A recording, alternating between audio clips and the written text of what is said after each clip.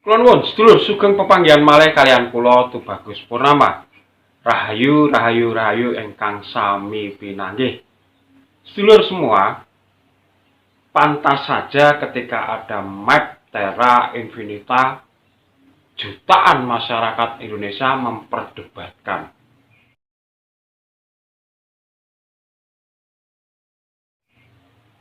Pantas saja ketika sekarang ini kita hanya bisa menjadi komentator.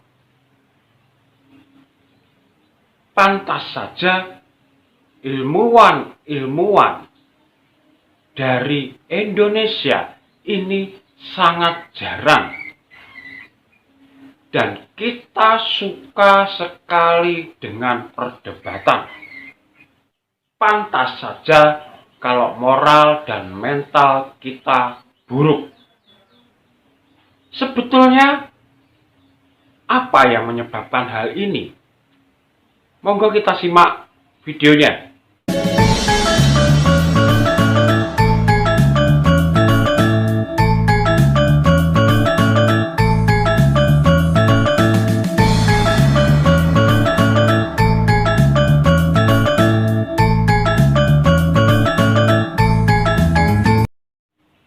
Ya, sedulurku semua, miris saya mendengar ketika sampai tahun 2022 dan 2023 indeks kecerdasan dari masyarakat Indonesia itu peringkat 130 dunia. Dan peringkat 10 se-ASEAN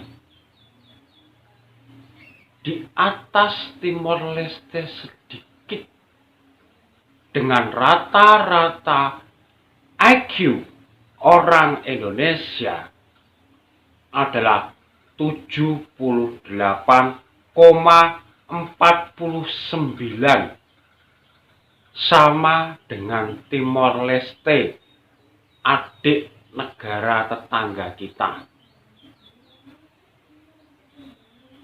Jadi, mengapa kita masih mau mengejek adik kita, Timor Leste? Kalau IQ kita pun sama, peringkat 10 dari 11 negara. Dan yang nomor 1 se-ASEAN adalah Singapura. Nomor 1 di dunia adalah Jepang.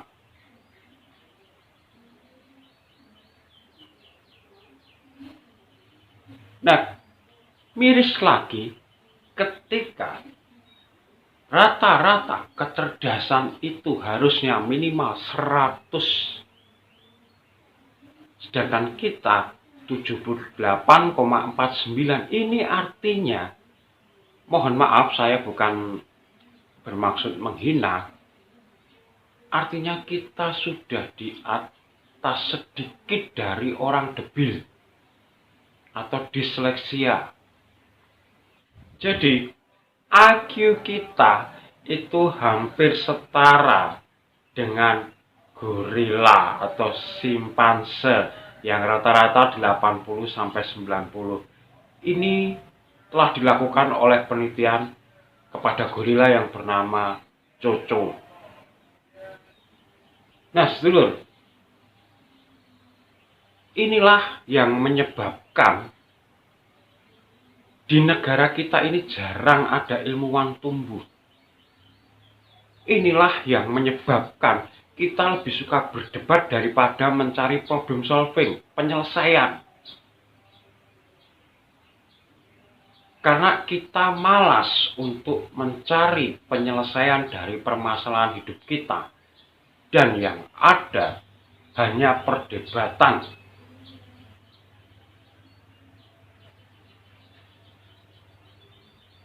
Apa penyebab IQ rendah? Sebetulnya banyak sekali penyebab dari IQ rendah.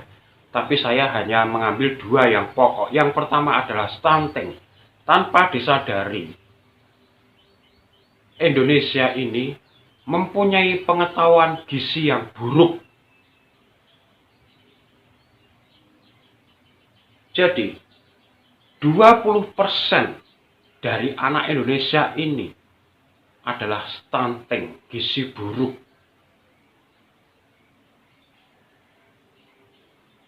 Ini karena pengetahuan dari orang tuanya yang kurang memahami tentang gizi. Jadi anak-anak kita ini hanya diperbanyak makan karbohidrat. Karbo ini fungsinya untuk tenaga atau energi. Ketika si anak atau kita bekerja keras, maka kita membutuhkan karbo.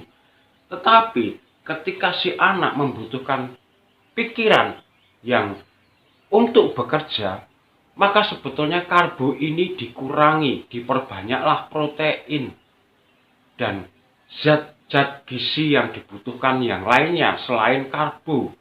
Karbo ini paling banyak ada di nasi, mie, dan gula. Jadi seharusnya makan nasi, jangan tambah mie. Tapi sebetulnya ini Indonesia banget. Nah, ini kekeliruannya.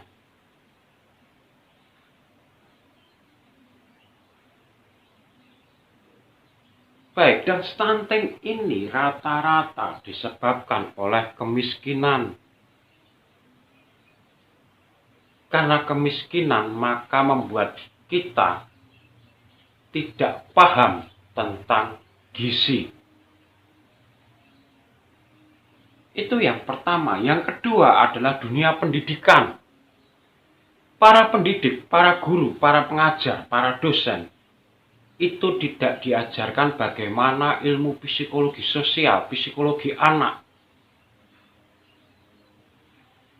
Jadi hanya mengajarkan textbook yang sudah ada sejak 30 tahun yang lalu, 40 tahun yang lalu. Tidak bisa mendekati anak dengan cara psikologi. Padahal seperti kita ketahui, 40 siswa didik itu pasti ada 4 yang disleksia. Nah, semua akan dianggap sama. Karena guru atau pengajar tidak diajarkan bagaimana untuk cara agar yang disleksia ini bisa terangkat. Perlu diingat sedulur, bahwa guru itu bukan menciptakan orang pintar.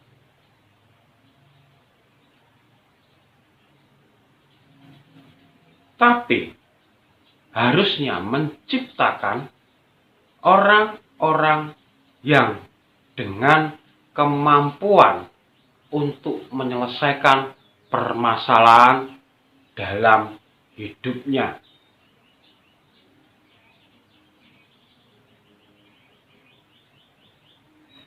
Nah, sedulur, dua hal ini yang menyebabkan penurunan IQ dan kemungkinan ke depannya akan semakin turun lagi dengan angka kemiskinan yang terus bertambah, dengan dana stunting yang dikorup.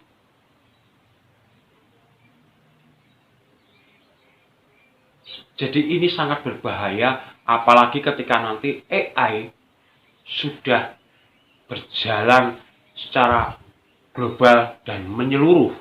Artinya masyarakat Indonesia jelas sudah tidak terpakai. Lalu sedulur, bagaimana sebetulnya cara untuk meningkatkan IQ kita? Yang pertama dengan gizi tentunya. Perbaiki pola makan kita. Kita belum terlambat. Seandainya ada nasi, ya dikasihlah protein. Entah itu dari telur, protein nabati, protein hewani.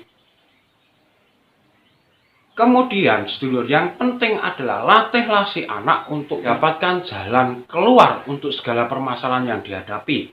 Misalnya soal-soal dari sekolah, itu bagaimana cara dia untuk menyelesaikannya dengan baik. Tidak peduli caranya seperti apa, tapi setiap orang mempunyai cara yang berbeda untuk menyelesaikan. Dan yang ketiga yang jelas, jangan berhenti untuk mencari ilmu pengetahuan. Jangan berhenti untuk bertanya. Sehingga panjenengan akan berusaha untuk mencari jawaban dari pertanyaan yang ada dalam diri. Itulah 3 hal yang bisa meningkatkan kecerdasan kita. Miris kalau kita hanya bisa berdebat. Dan nanti kalau memang hal ini didiamkan terus, bahaya kedepannya kita bukan menciptakan ilmuwan tapi preman. Angka kriminalitas jelas tinggi. Dan kita akan dijajah kembali oleh AI. Demikian sedulur, semoga yang sedikit ini bermanfaat dan jangan sampai generasi muda kita nanti hancur gara-gara ketidaktahuan kita.